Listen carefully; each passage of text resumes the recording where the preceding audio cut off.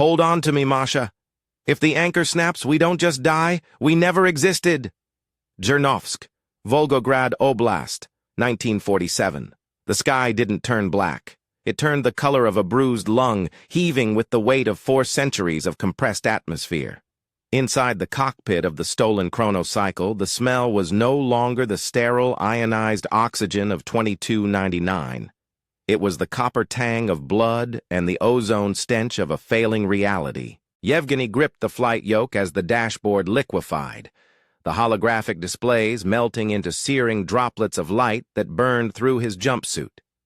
Outside the plexiglass, the shimmering spires of the Neo-Moscow skyline flickered like a dying candle, replaced by the suffocating, jagged canopy of a primal forest.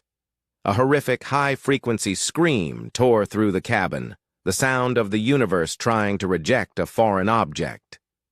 Then came the G-force of a temporal stall, a physical weight that felt like being flattened by the hand of God, before the world shattered into 1,000 shards of Siberian ice and jagged scrap metal. Vadim Chernobrov was used to the eccentrics.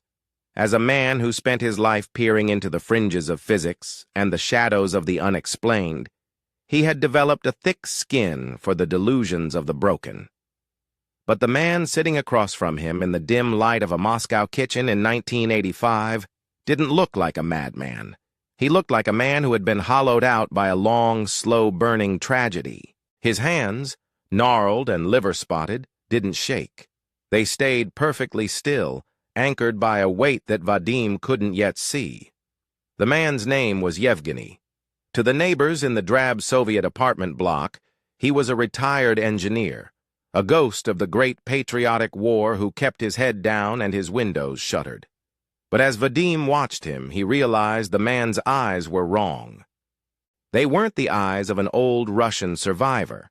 They were the eyes of a traveler who had looked at the sun of a different millennium and could never quite adjust to the dimness of the present. "You study time, Vadim," the old man said, his voice a dry rasp like autumn leaves on pavement. "But you study it as an equation, a variable. You don't understand that time is a predator. It doesn't just pass, it consumes." Yevgeny reached into the pocket of his tattered wool coat and pulled out a small, leather-bound notebook. It looked ancient, yet when he opened it, the ink inside shimmered with a strange, iridescent quality that defied the cheap manufacturing of the 1980s.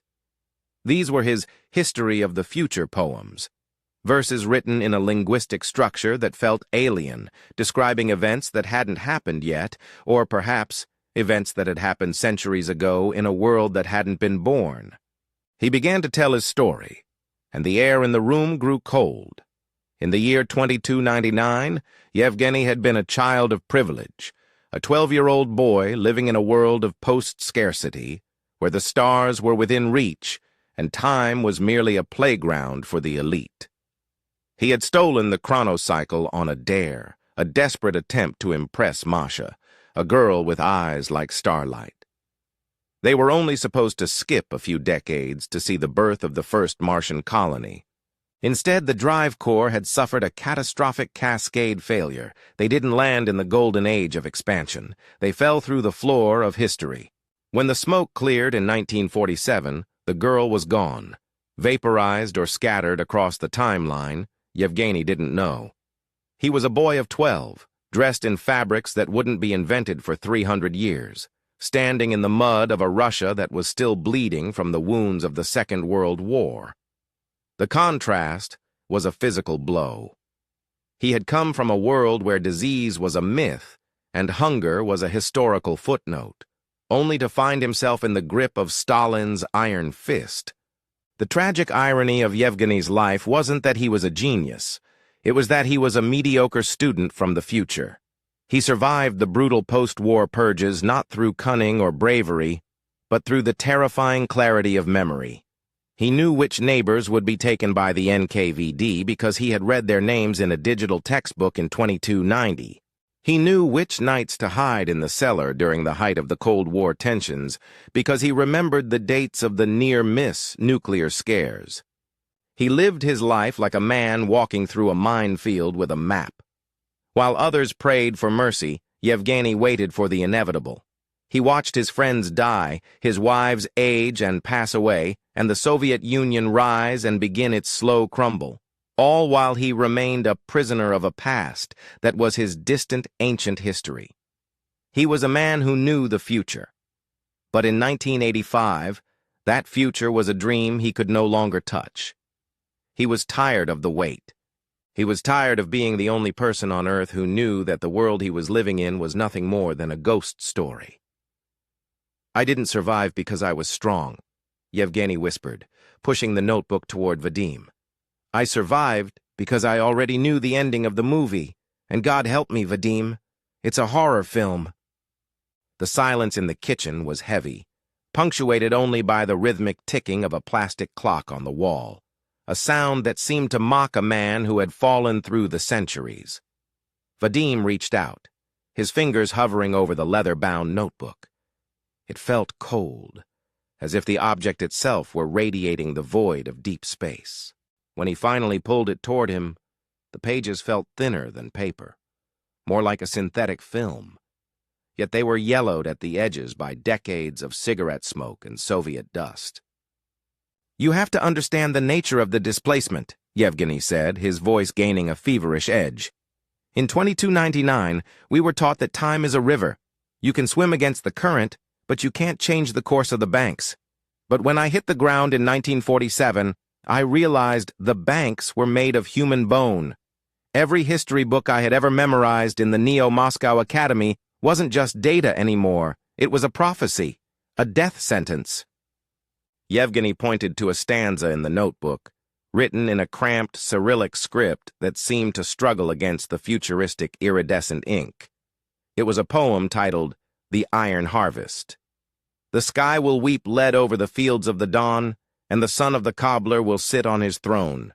20 million shadows will walk through the gate, while the boy from the future sits silent in wait." "I wrote that in 1949, Yevgeny whispered. "I was a teenager working in a tractor factory in Stalingrad, or Volgograd as you call it now. My co-workers were grieving brothers, fathers, sons. They talked about the victory with a hollow look in their eyes. I wanted to scream at them. I wanted to tell them that I knew exactly how many people died at the siege of Leningrad because I had to pass a multiple-choice test on it when I was 8 years old. To them, it was an agony that would never heal. To me, it was a data point from the primitive expansion era." Vadim flipped the page. The poems became more erratic, the ink bleeding into the fibers of the synthetic paper. He saw dates: 1953, 1962, 1968. Beside the year 1953, there was a sketch of a pipe and a mustache surrounded by a jagged halo of thorns. "When Stalin died," Yevgeny continued, "the world outside my window wept. People were terrified that the sun would never rise again without the great architect. I sat in my room and ate a piece of stale bread, feeling nothing but a sickening sense of synchronization. I knew he was going to die on March 5th. I had known it since I was a toddler in the 23rd century. Imagine living your life where every surprise, every national tragedy, every scientific breakthrough is a rerun of a show you've already watched 1,000 times. The psychological toll of being a marooned traveler wasn't the lack of technology. It was the loss of the unknown." For Yevgeny, the 20th century was a closed loop. He described the broken psyche as a form of temporal claustrophobia. He knew the exact moment the Cuban Missile Crisis would de-escalate, so while his neighbors were building bomb shelters and crying in churches, he was calmly reading a newspaper. He knew the names of the cosmonauts who wouldn't make it back, years before they were even recruited into the space program. "It makes you a monster, Vadim," Yevgeny said, his eyes filling with a sudden sharp grief. "You lose your empathy when you see people as ghosts who haven't realized they're dead yet. I met a woman in the 50s, Anna. She was beautiful, full of life, a poet herself. I loved her, or as much as a ghost can love a shadow, But every time I looked at her, I saw her medical record from the future archives. I knew she would die of a treatable heart condition in 1974 because the medicine she needed wouldn't be synthesized until 2112. How do you hold someone you love when you can see the expiration date stamped on their forehead in invisible ink? He paused, his hand trembling for the first time. The most painful part wasn't the tragedies. It was the history of the future. Look at the end of the book. Vadim turned to the final pages. The handwriting changed. It was no longer Cyrillic. It was a series of geometric symbols and mathematical constants, the language of 2299. These weren't memories of the past. They were blueprints of things yet to come, schemes for cold fusion reactors scribbled on the back of bread rations, the chemical formula for a cancer cure written in the margins of a Pravda newspaper. I tried to give them the technology, Yevgeny admitted, a bitter smile twisting his lips. In the 60s, I sent anonymous letters to the Academy of Sciences. I gave them the equations for warped space optics. Do you know what they did? They turned them over to the KGB. They thought I was a Western spy using a new code. I spent 6 months in a basement in Lubyanka being interrogated by men who couldn't understand that the code I was using was the standard calculus of a middle schooler from 300 years in their future. I realized then that you cannot bridge the gap. You can't give fire to people who haven't even discovered the wheel. They'll just use it to burn you. The then versus now contrast was stark. In 2299, Yevgeny was a child of the light, a boy who thought the universe was a puzzle to be solved. In 1985, he was a relic of a world that didn't exist, a man who had spent 40 years pretending to be an ordinary Soviet citizen while carrying the weight of a dying son in his pocket. He was the ultimate outsider, not because he was from a different country, but because he was from a different reality. I'm tired of hiding the object, Vadim, Yevgeny said, sliding the notebook completely across the table. This is the history of the future. It contains the date of the Soviet Union's collapse.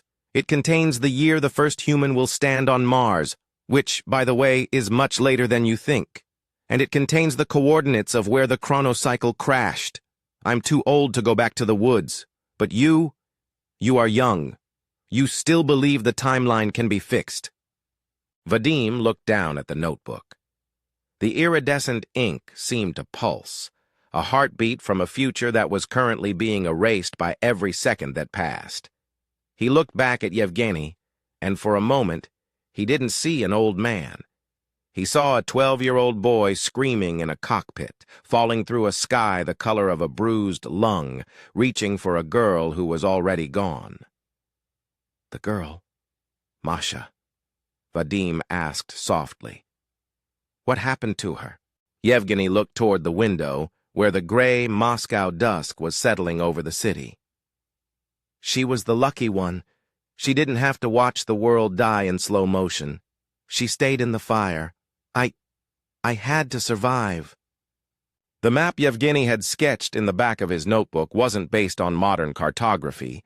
It was a topographic projection that used gravitational anomalies as landmarks. Vadim found himself deep in the Medveditskaya Ridge, a place already whispered about in ufologist circles as a dead zone, where lightning strikes the earth with unnatural frequency and the trees twist into scorched, agonizing shapes. Following the old man's instructions felt less like a search and more like an exhumation of a future that had been buried alive. The coordinates led Vadim to a limestone sinkhole, hidden beneath a curtain of weeping birches and overgrown ferns.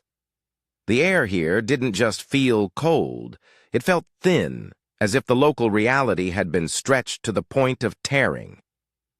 His Geiger counter remained silent, but his wristwatch, a reliable mechanical purges, began to spin backward, the second hand twitching with a frantic, rhythmic tick.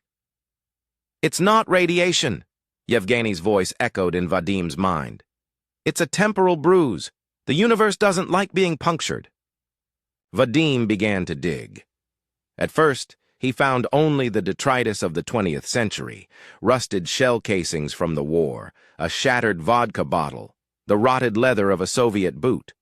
But 3 feet down, his shovel struck something that didn't ring like steel. It made a sound like a tuning fork, a pure, vibrating note that resonated in his teeth. As he cleared the damp earth, the object revealed itself. It was a shard of the Chronocycle's fuselage. Even after nearly 40 years in the acidic Russian soil, the material was pristine. It wasn't metal, nor was it plastic. It was a semi-translucent composite that seemed to shift colors, moving from a deep cobalt to a shimmering violet as the sunlight hit it. It looked like a piece of the sky had fallen and hardened into a blade. As Vadim cleared more of the site, the true scale of the tragedy became visible. This wasn't just a crash. It was a molecular fusion. The chronocycle hadn't just hit the ground, it had phased into it. He found a section of the control yoke fused into the roots of an ancient oak tree, the bark growing around the glowing fiber-optic cables as if they were veins. Then he saw it, a small, scorched indentation in the dirt where the cockpit would have been. Resting there, half buried, was a piece of jewelry. It was a locket, but it wasn't made of gold. It was a floating loop of liquid silver that held a holographic image of a young girl with eyes like starlight. Masha. When Vadim touched it, the hologram flickered to life. She wasn't smiling. She was looking past the camera, her face frozen in a scream as the 23rd century dissolved behind her. Vadim sat back on his heels, the weight of the discovery pressing down on him. This was the physical proof of Yevgeny's broken psyche. This wasn't a secret weapon or a foreign spy craft. This was a tombstone for a civilization that hadn't been born yet. He realized then the then versus now contrast wasn't just Yevgeny's personal struggle, it was the tragedy of the human condition. We are constantly digging up the past to understand our present. But here was Vadim, digging up the future to realize how stagnant his own world had become. In 1985, the Soviet Union was obsessed with progress. Bigger rockets, faster steel production, more efficient bureaucracy. But compared to the shard of the chronocycle in his hand, the entire might of the Soviet Empire looked like a child playing with mud pies.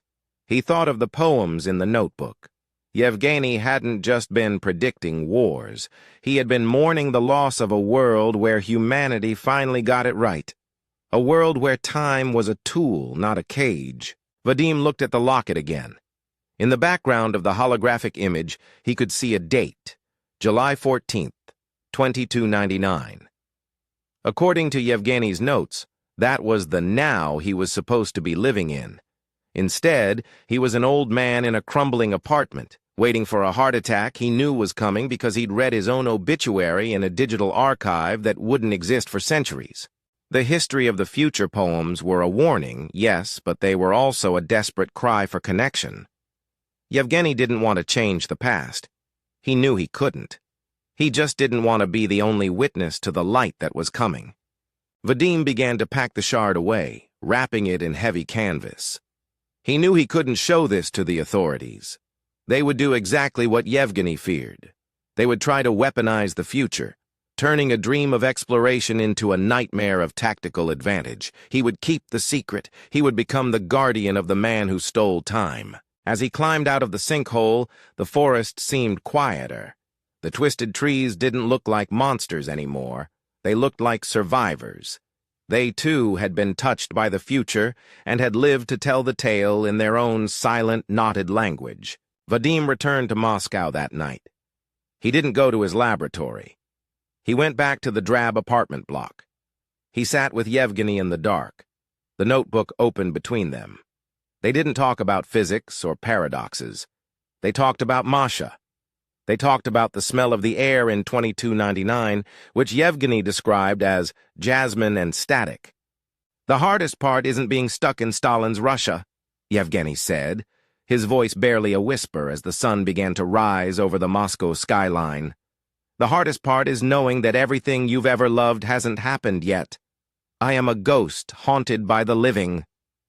Vadim looked at the old man, the marooned traveler, and realized that, in a way, we are all Yevgeny, We are all moving toward a future we can't control, haunted by a past we can't change, stuck in a now that feels like a crash site. The end did not come with a temporal shockwave or a flash of neon light. It came with the quiet, rhythmic wheezing of a man whose lungs were tired of breathing the heavy air of the 20th century. When Vadim arrived at the apartment 3 days after his return from the Medveditskaya Ridge, the tea in Yevgeny's cup was cold, and the History of the Future notebook was closed. Yevgeny was slumped in his armchair, his eyes fixed on the window. He looked peaceful, his face finally drained of the temporal claustrophobia that had haunted him for 40 years. He had died on the exact day his future memory said he would. To the very end, he was a prisoner of his own education. Vadim sat with the body for a long time. He felt a profound sense of isolation. The only man on earth who knew what it felt like to stand in the 23rd century was gone, taking the smell of jasmine and static with him. But as the sun began to set, casting long orange shadows across the linoleum floor, Vadim noticed something he had missed before. The leather-bound notebook wasn't just sitting on the table. It was vibrating. It was a micro-tremor, a hum so low it was felt in the marrow of his bones rather than heard. Vadim opened the book to the final blank page. As the light of the 1980s dusk hit the synthetic film, new text began to materialize, not in iridescent ink, but in pulses of light that seemed to originate from inside the paper. This wasn't a poem. It was a technical log, a hidden layer of data that had been programmed to unlock only upon the cessation of Yevgeny's biometric signature. It was the final transmission. Vadim, the text read, flickering with a steady cadence. If you are reading this, I am finally free of the loop, but you are not. I told you that the past cannot be changed, and for me that was true. I was a fixed point, but Masha was a variable. Vadim's heart hammered against his ribs.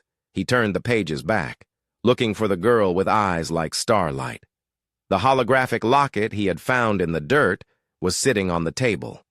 As if triggered by the notebook, the image of Masha changed. She wasn't screaming anymore. She was sitting in a forest, the same forest where Vadim had dug up the wreckage, but the trees were healthy, and she was wearing a Soviet school uniform from the 1950s. The transmission continued. The chronocycle didn't just break, it bifurcated. When we hit the 1947 threshold, the drive core split the probability. I fell into the hard history, the one I remembered from my books. But Masha, she fell into the soft history. She fell into a version of Russia that could be influenced. She spent her life trying to find me, just as I spent mine trying to remember her. Vadim realized the tragic irony had a second, even more bitter layer. Yevgeny had spent decades hiding, afraid that any ripple he caused would destroy the future he came from. He had lived like a ghost because he was terrified of the grandfather paradox.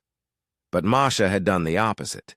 She had used her knowledge of 2299 to subtly nudge the world. The hidden notes revealed a list of anomalies that Masha had created. Small things. A scientific paper published 10 years early in a Siberian journal. A political assassination that failed because a stranger warned the target. A specific architectural design for a power plant that looked suspiciously like the fusion reactors of the 23rd century. She was the architect of the world you are living in now, Vadim, the notebook pulsed. Your 1985 is not my 1985. In my history, the Soviet Union collapsed in fire and nuclear winter in 1982. The fact that you are sitting in a kitchen drinking tea and not hiding in a bunker is because of her. She didn't fix the timeline. She broke it. She created a third path, a world that is neither my future nor your past. Vadim looked at the cold tea, the peeling wallpaper, and the gray Moscow sky. He had always felt that the world was on the brink of something terrible, yet somehow the disaster always seemed to be averted at the last second. He had attributed it to luck, to diplomacy, to the sheer resilience of the human spirit. Now he knew the truth. He was living in the Masha timeline. The final lines of the transmission were the most haunting. The coordinates in the back of the book are not for the crash site. They are for a grave in a small cemetery in Medveditskaya. Go there. Find the headstone marked "The Woman from Tomorrow." She left something for you. Not for me. She knew I would be too afraid to look. She left it for the person who wasn't afraid to dig. Vadim followed the instructions. He found the grave under a sprawling willow tree. The headstone was simple, but the dates were wrong. Born 2287, died 1979. Beneath the sod, he found a small vacuum-sealed container. Inside was a single device, a temporal transceiver, still glowing with a faint, hopeful blue light. It was a bridge. Masha hadn't just changed the past. She had left a way for the 20th century to talk back to the 23rd. She had left a way to ensure that when Yevgeny's Neo-Moscow finally came to be, it wouldn't be a world of cold data and primitive expansion exams. It would be a world that remembered the cost of the journey. Vadim stood in the quiet cemetery, the device in his hand. He looked up at the stars, which were just beginning to poke through the Moscow smog. For the first time in his life, he didn't feel like a researcher looking at the fringes. He felt like a protagonist. He thought of Yevgeny, who had died believing he was a prisoner of a script that had already been written. And he thought of Masha, who had realized that when you're stuck in the past, the only thing to do is start writing a new story. Vadim took a deep breath, the air smelling of damp earth and something else, something sweet and metallic, jasmine and static. He reached out and pressed the button on the transceiver. "This is Vadim Chernobrov," he whispered into the 20th century night. "I'm calling from the year 1985. We're still here, and we have a lot to talk about." The activation of the transceiver didn't cause a physical explosion, but the atmospheric shift was undeniable. In the seconds following Vadim's first transmission, the graveyard in Medveditskaya became a cathedral of frozen light. The blue glow from the device didn't just illuminate the willow tree, it seemed to peel back the layers of the night, revealing a geometry of time that the human eye was never meant to perceive. Vadim felt a strange, painless pressure in his ears, the sound of 1985 being stitched into the fabric of 2299. "Is anyone there?" Vadim repeated, his voice trembling as he held the transceiver. For a long minute, there was only the sound of the wind. Then, the device began to vibrate with a sequence of rapid-fire pulses. The holographic display above the headstone didn't show a person's face. It showed a stream of data, terabytes of information pouring through a needle-thin hole in reality. This was the Masha Variable in its final form. She hadn't just left a phone, she had left an uplink to a future that was now desperately trying to find its way back to its origin point. As the data streamed, Vadim realized the magnitude of the broken psyche he had inherited from Yevgeny. Yevgeny had spent 40 years looking at the world as a museum of the dead, but the voices now coming through the transceiver weren't the cold clinical researchers of the 23rd century he had described. They were terrified. They were the voices of a future that was rapidly dissolving because Masha's nudges in the 20th century were finally catching up to the timeline. The paradox is eating them, Vadim realized, his breath hitching in his chest. The then versus now contrast had reached its breaking point. In the 23rd century, the original 23rd century Yevgeny remembered, humanity was a stagnant, perfect empire. But in the new 23rd century being birthed by Masha's interference, humanity was something else entirely. They were a civilization built on the foundations of the 20th century's struggle, but with the wisdom of survivors. By preventing the nuclear winter of 1982, Masha hadn't just saved lives, she had altered the soul of the species. A voice finally broke through the static. It was clear, melodic, and resonant, layered with a digital harmony that made it sound like a choir. "Vadim Chernobrov, we hear you. We have been waiting for the signal for 300 years. Vadim gripped the device. "Who are you? Are you Yevgeny's people? We are the children of the variable, the voice replied. In the history your friend remembered, we were gods of iron. In the history Masha built, we are the seekers. Because of her, we didn't have to rebuild from the ashes. We began to build from the heart. But the bridge is unstable, Vadim. The universe is trying to snap the Masha timeline back into the Yevgeny timeline. The weight of the original history is too heavy. Vadim looked back at the grave of the woman from tomorrow. He understood the tragic irony now. Masha had spent her entire life in a foreign, brutal past to save a future she would never see. And now, that future was begging to be saved from the very fate that Yevgeny had accepted so passively. What do I have to do? Vadim asked, the weight of 2 millennia resting on his shoulders. The shard, the voice commanded. The piece of the chronocycle you buried. It is the anchor. You must bring it to the object, the notebook. You must fuse the memory of the future with the physical reality of the past. You have to create a closed loop that the universe cannot ignore. Vadim didn't hesitate. He raced back to Moscow, the transceiver glowing in his passenger seat like a dying star. He felt as though he were driving through a dream. The Moscow streets, usually so solid and gray, seemed translucent. He saw the ghosts of the 1940s walking beside the commuters of the 1980s. He saw the spires of Neo-Moscow flickering over the Kremlin. The walls of time were thinning. He reached Yevgeny's apartment just as the temporal bruise began to manifest in the city center. People were stopping in the streets, looking up at a sky that was turning the color of a bruised lung, the same sky Yevgeny had seen when he fell in 1947. The crash was happening again, but this time it wasn't a ship falling through time. It was time itself falling through the world. Vadim burst into the kitchen. The notebook was sitting on the table, its pages fluttering as if caught in a localized hurricane. He pulled the shard of the chronocycle from his bag. The translucent material began to pulse in sync with the iridescent ink. As he pressed the shard onto the notebook, the visceral experience of the crash flooded his mind. He wasn't just watching a confession. He was inside the cockpit with 12-year-old Yevgeny. He felt the smell of burning ozone, the scream of the temporal engine, and the terrifying sight of the pristine future dissolving into the mud of a Soviet forest. But this time, he saw Masha. She wasn't just falling, she was reaching out, her hand glowing with the light of the transceiver. "Don't let us disappear," she whispered across the centuries. Vadim slammed his hand down on the notebook, pinning the shard against the history of the future. There was a sound like a thunderclap that echoed not just in the room, but across every decade of the 20th century. A shockwave of blue light erupted from the apartment, washing over Moscow, over the Medveditskaya Ridge, over the graves of the fallen and the cradles of the unborn.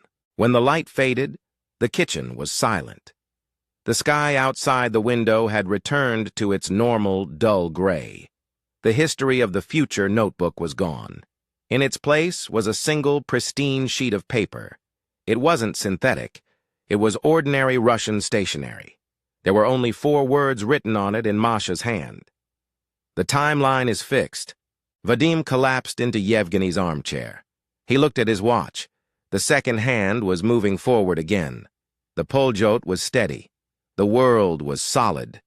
But when he looked out the window, he saw something that wasn't there before. In the distance, rising behind the brutalist apartment blocks, was a single shimmering spire that looked suspiciously like the architecture of 2299. It was faint, almost a ghost, but it was there, a promise of the world Masha had built. Vadim Chernobrov was no longer just a researcher of the unexplained. He was the witness to the greatest heist in history, the theft of a better tomorrow. If you were trapped in the past and knew exactly when a world war would start, would you try to warn people and risk being executed as a spy? Or would you stay silent to survive? Answer warn or silent in the comments. Subscribe to fix the timeline.